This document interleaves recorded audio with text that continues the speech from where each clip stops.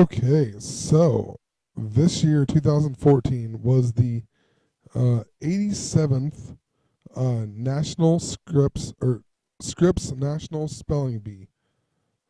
Um, well, the internet's deciding to mess up again just because I'm recording a video. Um, Hold on 1 second here.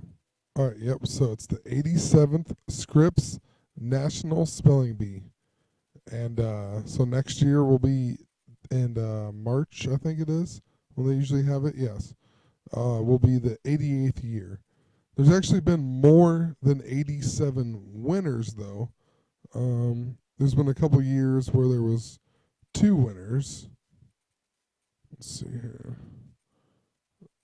This year was one of them.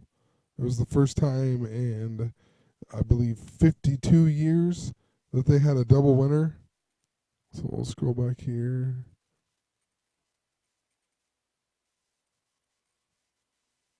Here we go. In 1962 was the other one, which was 52 years ago.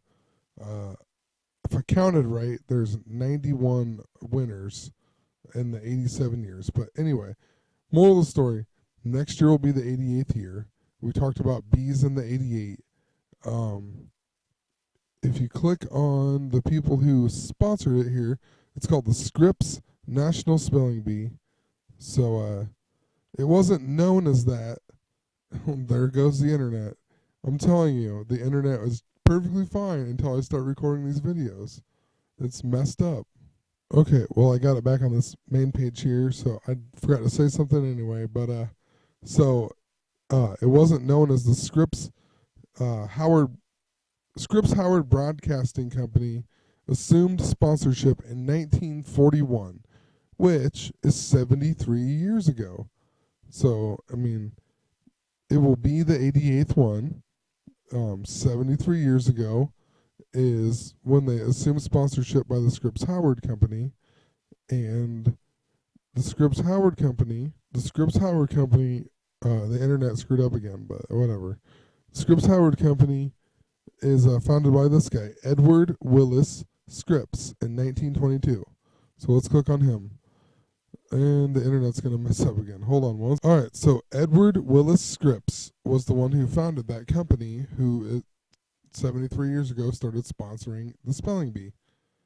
Well, first off, he was born on 6/18. So you got your 6, and then 18 is 3 6s.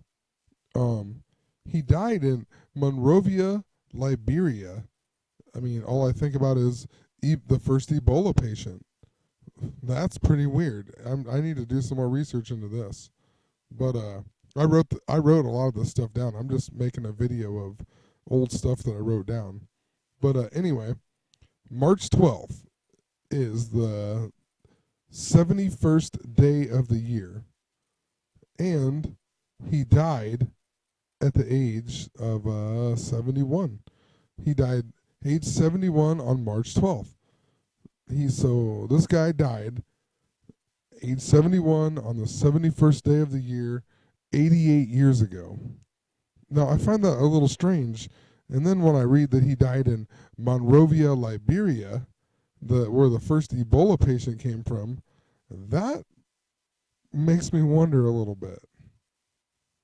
So since I always talk about 88, so let's scroll down here this is a list of champions and the sponsors.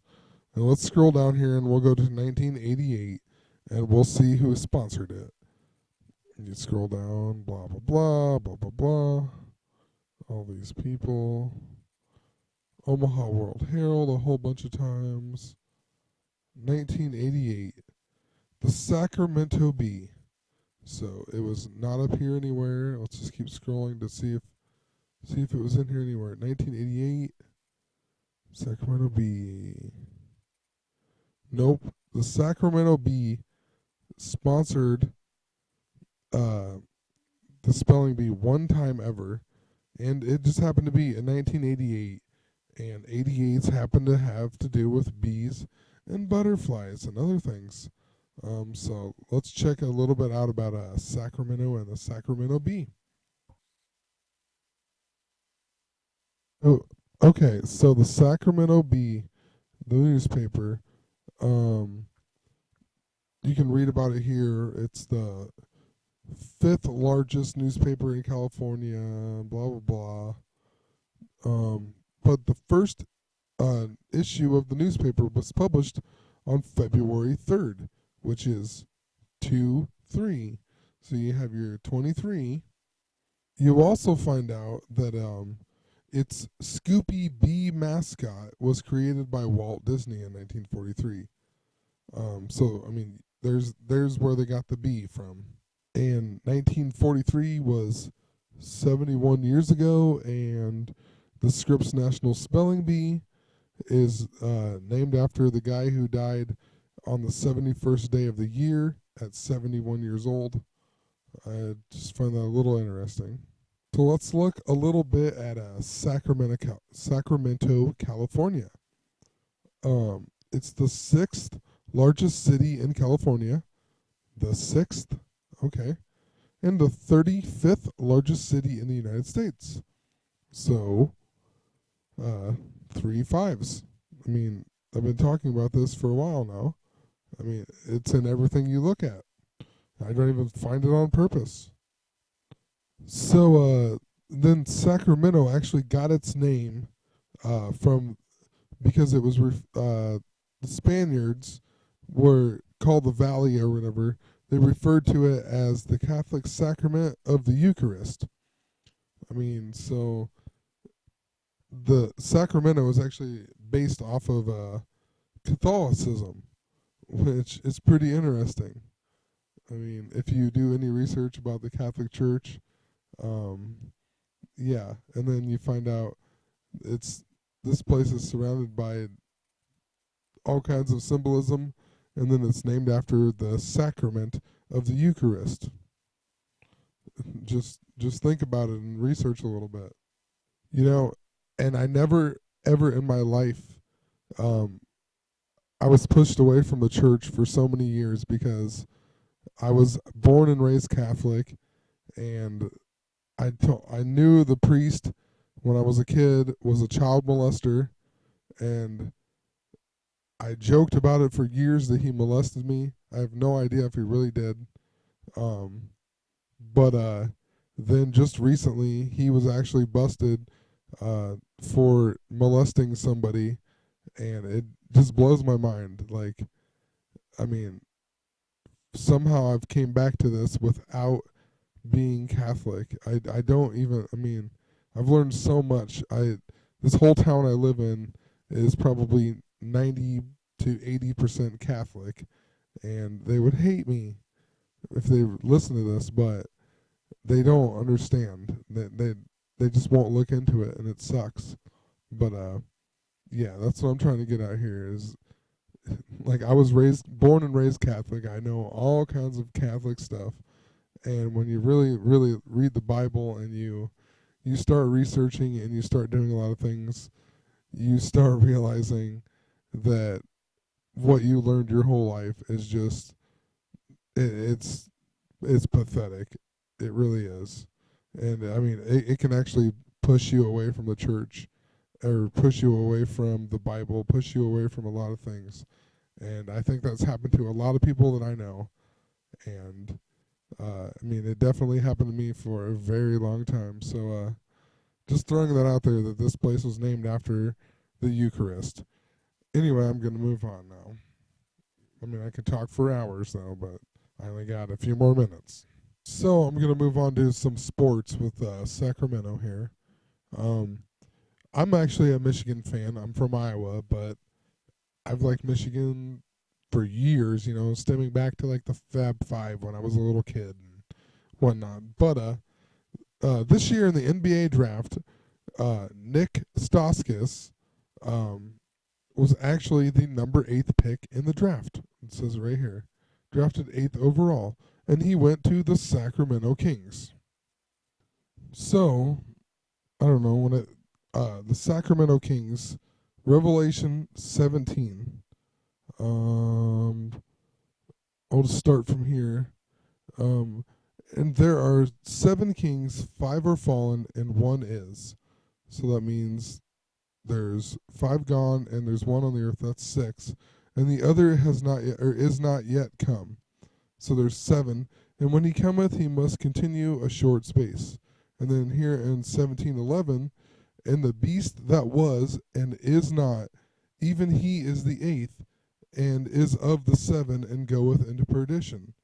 So there's actually 8 kings, or the 7th is the 8th king. That's what I get out of it, at least. Maybe I'm wrong. I would love to learn more about it if I am wrong, but that's what I get out of it, at least. He and the beast that was and is not, even he is the 8th and is of the 7. So, I mean, to me, there's either 8 or 7 is 8. I'm just a little confused, but so anyway, I'm talking about the Sacramento Kings here because I talked about Sacramento, and so we had the 8th draft pick in the draft, and the 8 kings in Revelation, and all right. So the Sacramento Kings were actually renamed in 1948, which I believe is 66 years ago, 52, 62 plus 4, yeah, 66 years ago. And they were renamed the Rochester Royals. Who do we have in the playoffs? Who have I been in the baseball? Who have I been talking about? The Royals. And then in 1972, they relocated to Kansas City, Missouri. Interesting. Initially splitting their games between Kansas City and Omaha, just like the Royals in baseball do. That's where their minor league team plays. And that's when they took up the name the Kings, Kansas City Kings. And since 1988 or 1998, sorry, the official Kings mascot is Slamson the Lion. His name is a play on the name of Samson in reference to the biblical hero. Now, Samson in the Bible actually kills a lion with his bare hands, and then later on, he walks by it and he notices that bees have nested in the carcass of the lion and have made honey. So we had the 88 and the bees.